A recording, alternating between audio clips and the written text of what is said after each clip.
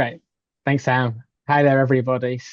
Welcome. What we're going to do this evening, we're going to have a look at the benefit system, different benefits, different categories of benefits, and also some changes to the system which will be happening this year. A good place to start is to really categorize benefits. Different benefits fall under different categories. These are the main sort of categories how I would sort of categorize benefits. So the first one would be means tested benefits. So these are benefits that look at your income and savings, and then sort of make a determination whether there's any entitlement. So the main one really now would be universal credit, which I'm sure you've all heard of.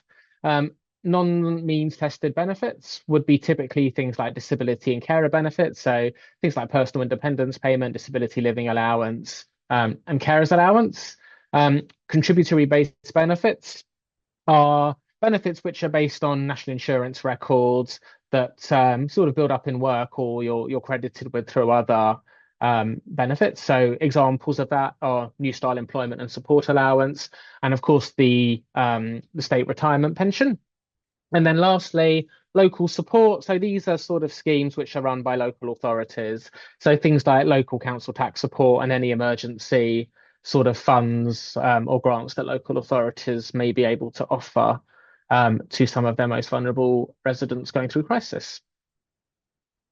So starting with universal credit, as we said, universal credit is a means tested benefit, which can serve as a top up for those on a low income. It's made up of different elements, and we'll have a look at those in a while.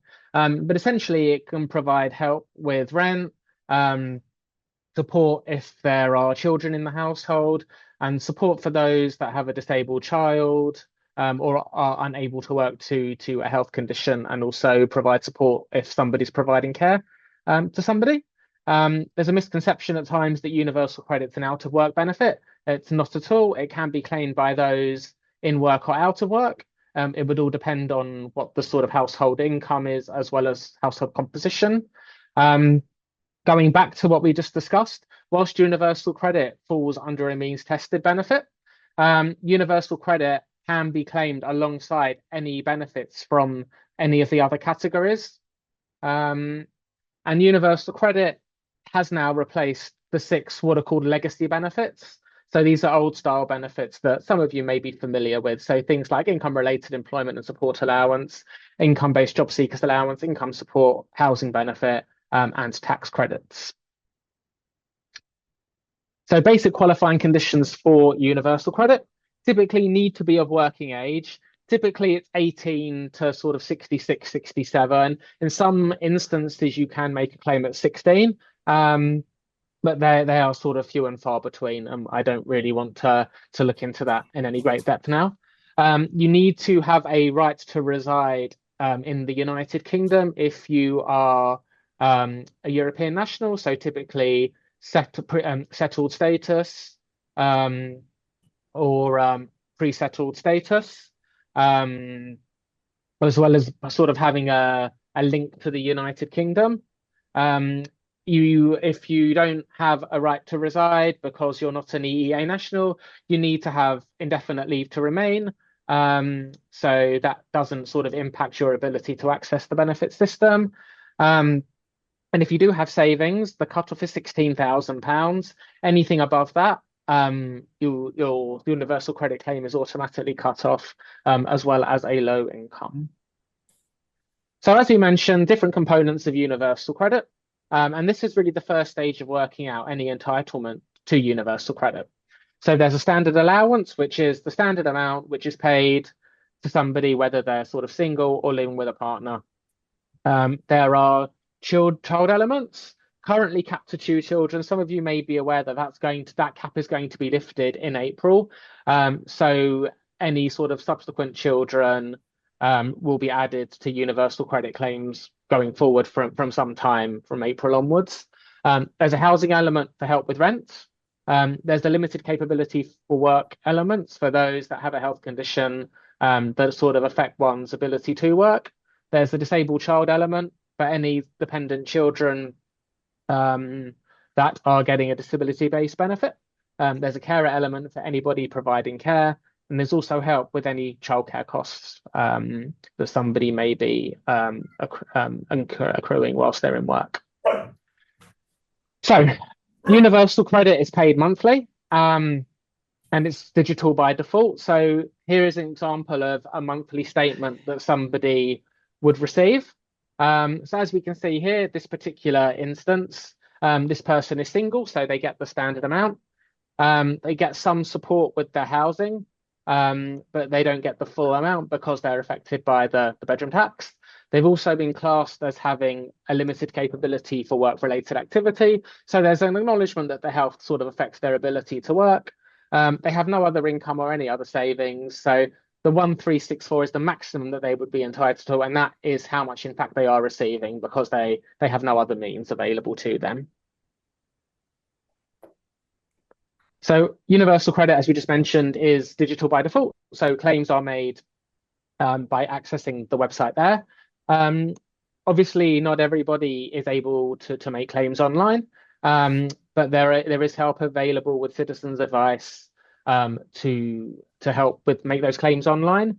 In order to make a claim, would probably need to have details of household composition, who lives in the house, any rent that you're liable for, any savings, and any other income.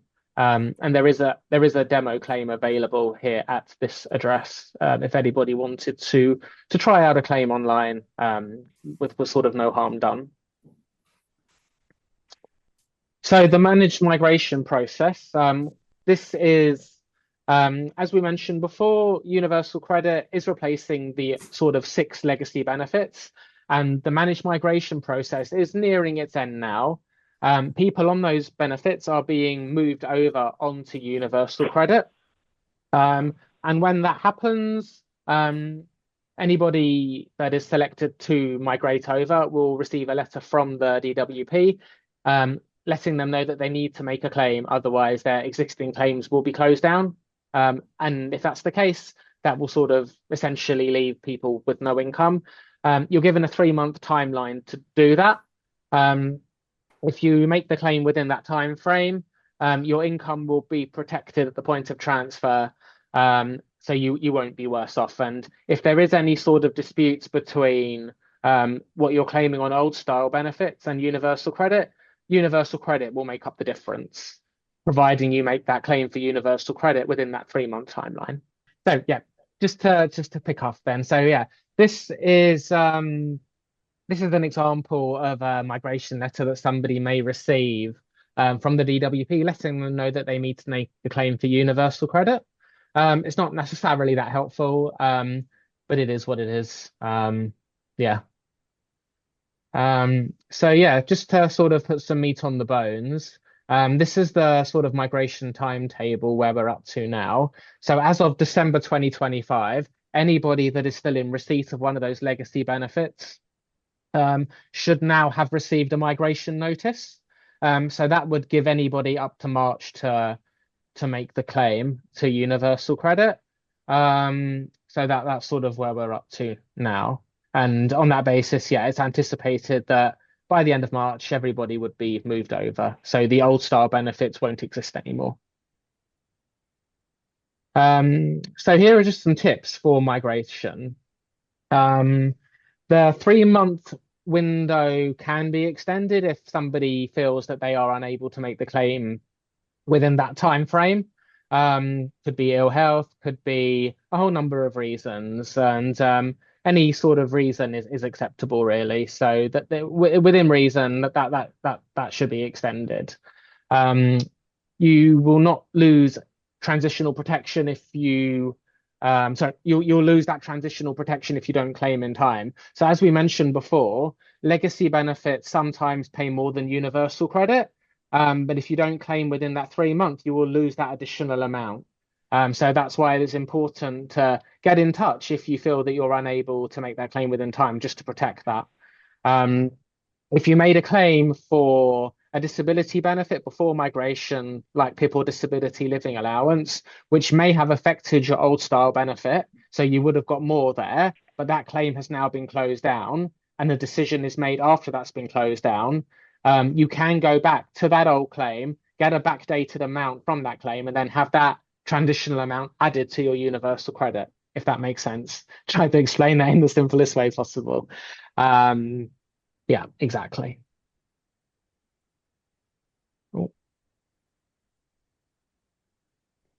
Okay, so here is just a really, really simple example of managed migration in process. So Maria is a single parent working 16 hours a week, currently receiving working tax credits of £62 a week. These are just rough figures; they're not exact in any way. She's now received her universal credit migration notice. Um, she's now made her claim for universal credit.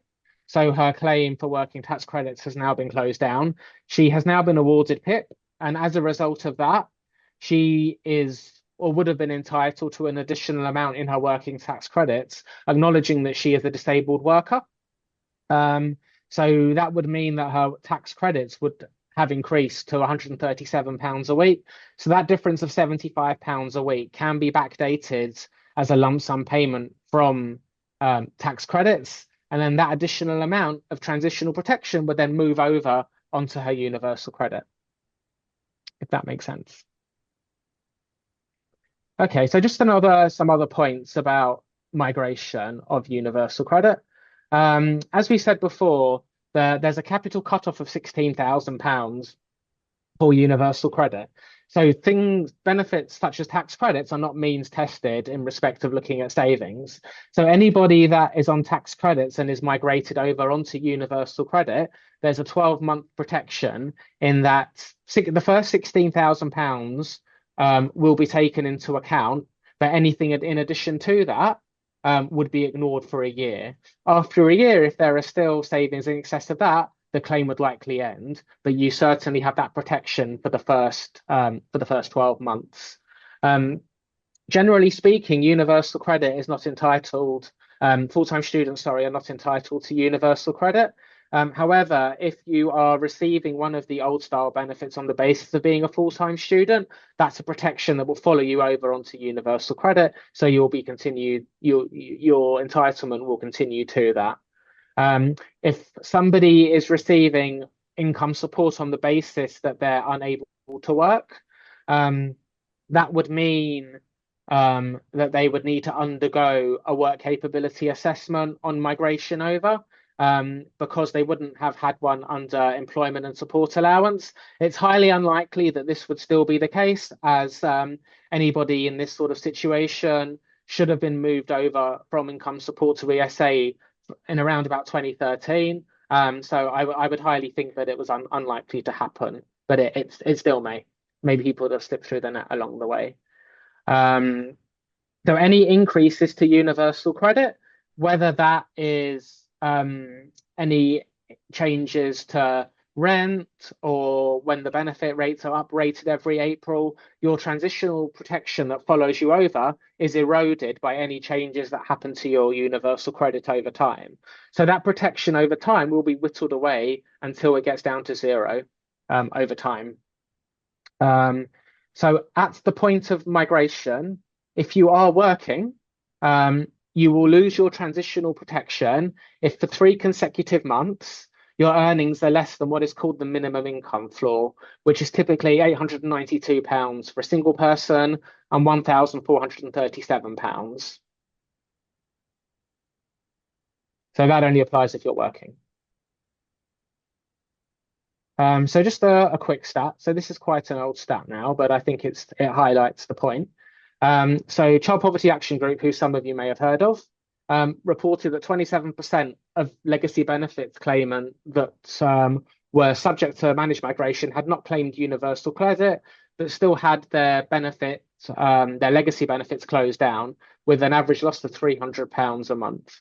And just an interesting piece of research there. So they say that claimants didn't have the information needed or wanted to understand how it would affect them. And I think that goes back to the letter that I showed earlier on. Doesn't really give any information or offer any support or anything like that. So moving on to the work capability assessment, which we mentioned before is one of the components of universal credit, which assesses whether somebody is unable to work due to a health condition. So within the work capability assessment, there are three outcomes that somebody can sort of achieve. So you can be found as having fit for work. So you fail the work capability assessment. There are I guess, no sort of impediments to you getting a job or that sort of thing. So you would be expected to engage with the job centre with the intention of getting a job. You can also be classed as having what's called limited capability for work. So if you were to be placed in this group, there's an acknowledgement that you do have a health condition. You wouldn't be expected to actively look for work, but there would be an expectation that you are sort of working towards getting a job. So there would be what's called a claimant commitment. So you'd have to be showing active steps to show that you're heading towards employment. So that could be preparing a CV, getting work ready, going on sort of job courses, prep interviews, that sort of thing. And then limited capability for work-related activity is when there is an acknowledgement from universal credit that somebody has a severe health condition and there's no expectation of them sort of working anytime soon or having to engage in any sort of courses with the job centre, kind of left alone just to kind of get on with it, I guess. Okay. So the first stage of sort of assessing whether somebody does have limited capability for work would be to obtain typically a medical fit note from a clinician involved in someone's care. So very much similar to the sort of work scenario. If you're unable to work, you'd go and get a medical fit note, medical certificate, and then hand that into work. So it's a similar sort of process in that regard. Once that has been submitted to universal credit, a medical questionnaire actually is now called a WCA 50. It's essentially the same thing. And that sort of assesses a number of activities, both mental sort of cognitive and psychological and physical, how these sort of impact you and somebody's ability to sort of look for work. And this is an example of one. So we'll have a look at one of the sort of activities in a second. Okay, so these are the sort of activities that the work capability assessment assesses any difficulties against. So learning how to do tasks, awareness of hazards and danger, starting and finishing tasks, coping with changes, going out, coping in social situations, behaving appropriately, and eating and drinking. And these are the sort of physical activities that it looks at. So moving around using steps, so mobility, standing and sitting, reaching, picking up and moving things, manual dexterity, any difficulties with communication, both types there, getting around safely, any sort of incontinence issues, issues around consciousness and eating and drinking, the sort of physical side of things. Okay, so here is an example of one such activity that it looks at. So learning tasks, I think it's quite an important sort of activity that one sort of needs to do in the workplace. So this is the definition. So cannot learn how to complete a simple task, such as setting an alarm clock due to cognitive impairment or mental disorder. So that definition I don't think is particularly helpful in a workplace setting. But it is what it is. I think it's an example of how a number of the regulations and forms that we have are not necessarily fit for purpose. But that's what it is. So in terms of completing a task, this is a sort of model answer that I would use.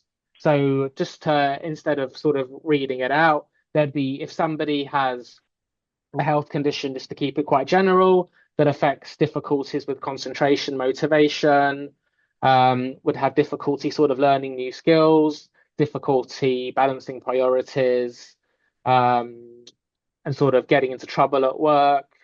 Yeah, they're the sorts of things to really think about. I try when I'm in this sort of situation, I try and adapt this questionnaire into a workplace setting, adapting each of these activities. So it really gives an idea as to how somebody would be affected in a workplace setting, rather than the sort of descriptors and the explanations that we have. And I think it seems to be a successful approach. Okay. So once the questionnaire has been returned, along with any supporting medical evidence, somebody would then be invited to a assessment.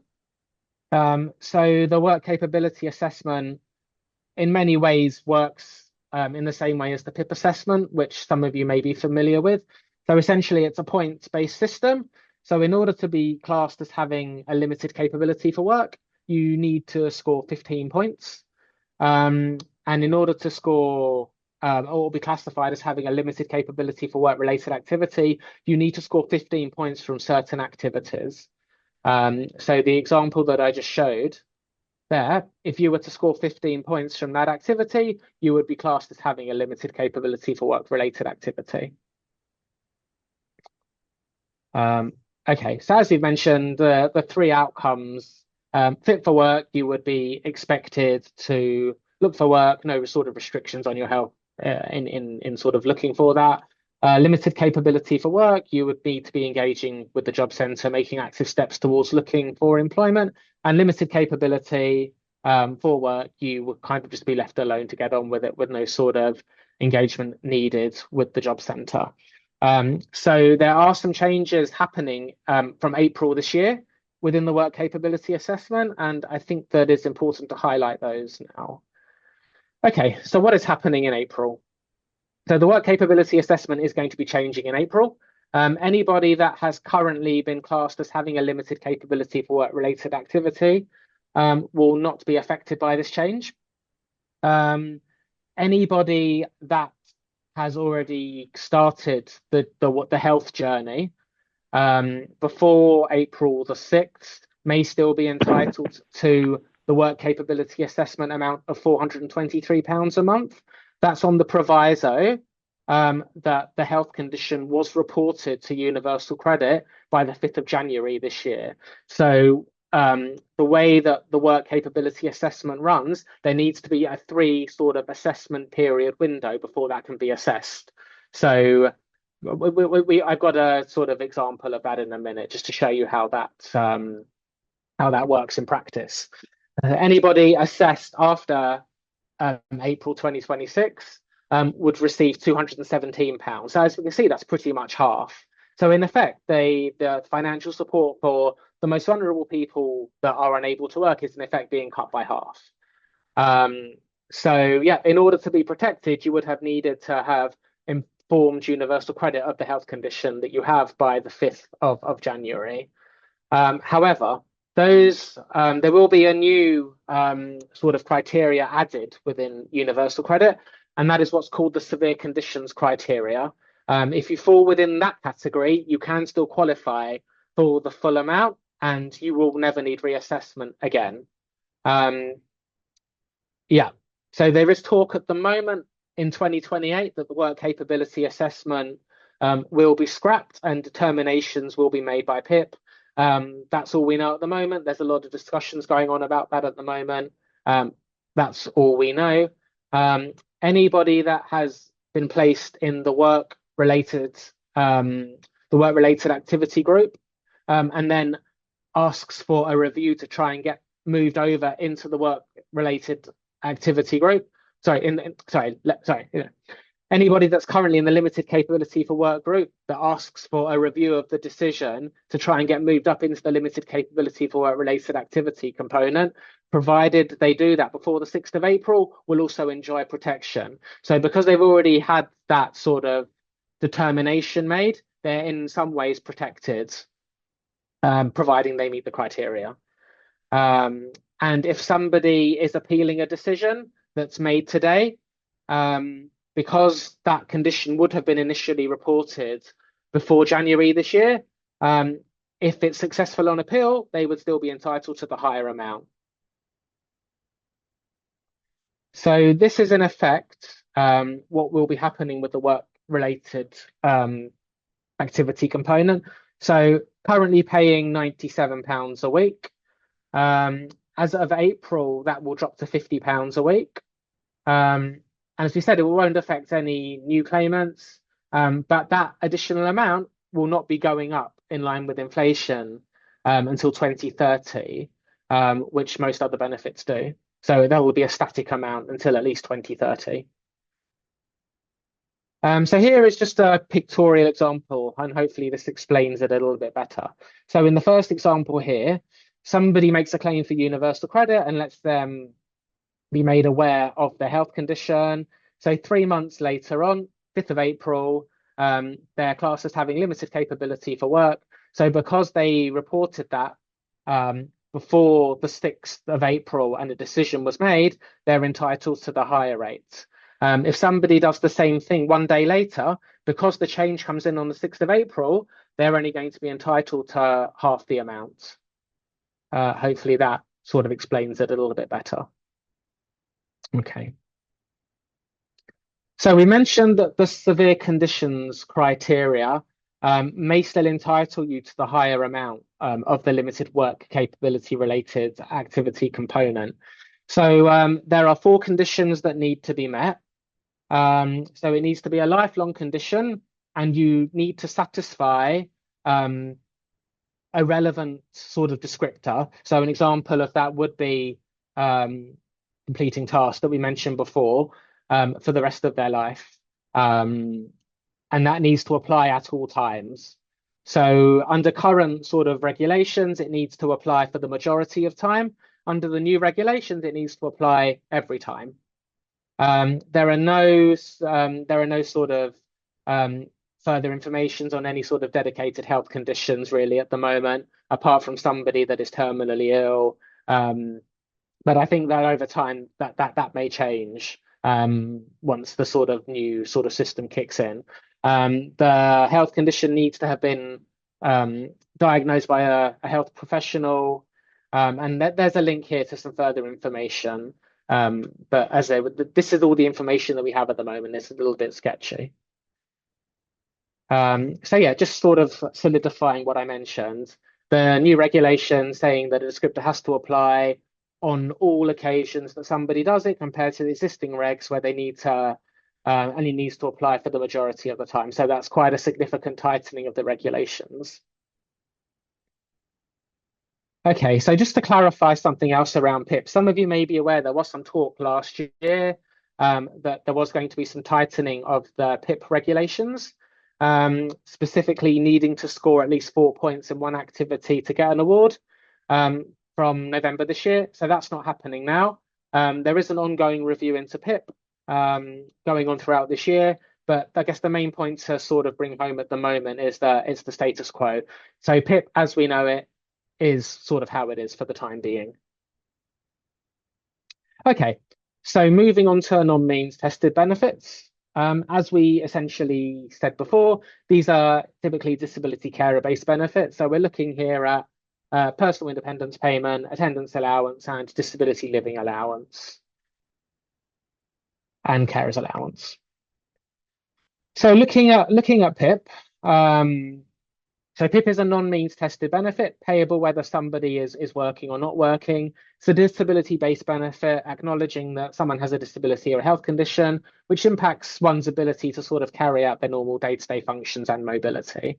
And it's assessed on a scale depending on the level of restriction. And a successful award for PIP can lead to other entitlements. And we'll have a look at those in due course. Okay, so there are 2 components for PIP. So there's the daily living rate, which is assessed at 2 rates, £73.90 for the standard rate, £110.40 for the enhanced rate. And with the mobility rate, the standard rate is £29.20 and £77.05 for the enhanced. You can receive an award for each component.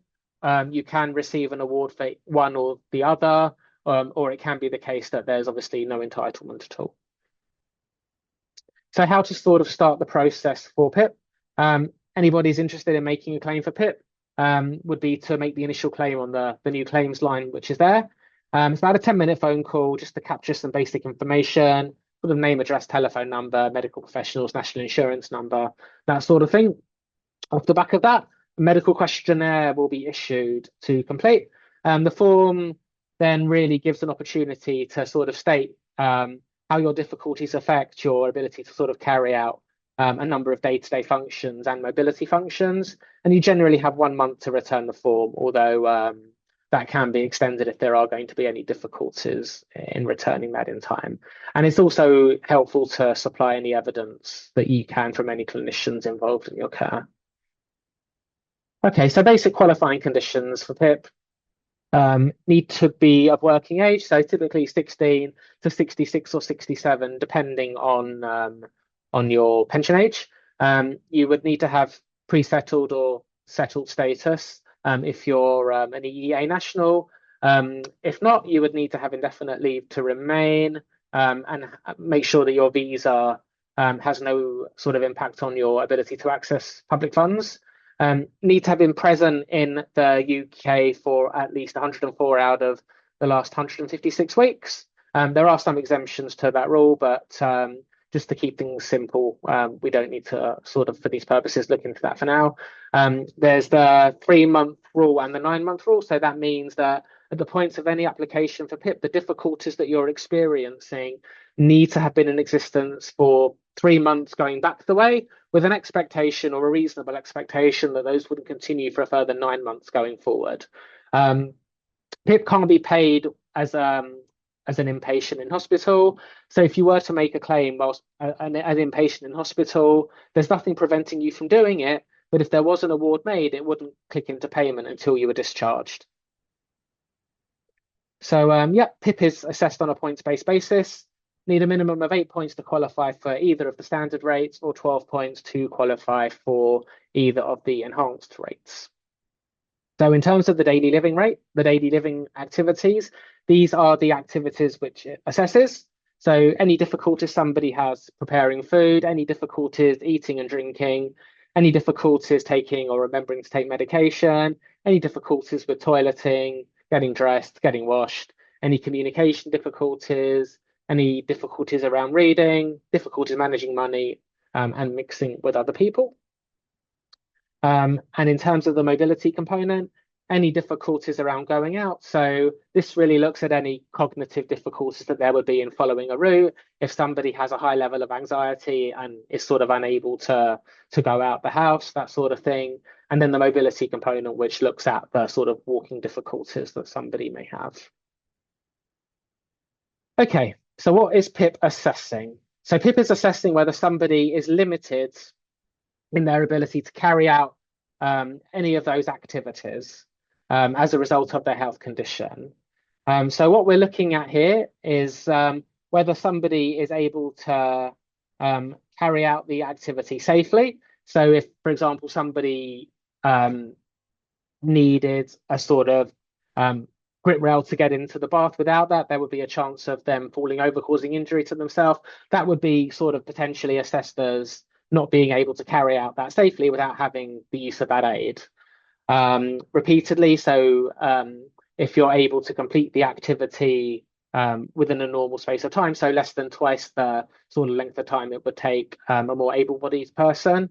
Yeah, so that's in effect what we're looking at. Okay, so example of a PIP answer. So I mentioned getting washed. So this is an example. Again, it's quite generic. But essentially, we're looking at somebody who has some significant physical health conditions, struggles due to pain in her legs. Therefore, she needs help getting into the bath. And without that, there's a risk of her losing her balance and causing sort of further injury to herself. So therefore, she could be assessed as needing help with that and potentially an award for 2 points. That's just a really sort of quick explanation.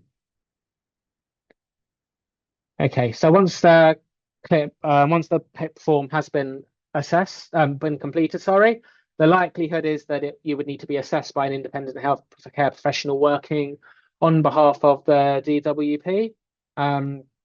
They will discuss the difficulties that you've sort of disclosed on the form and want some more information about that.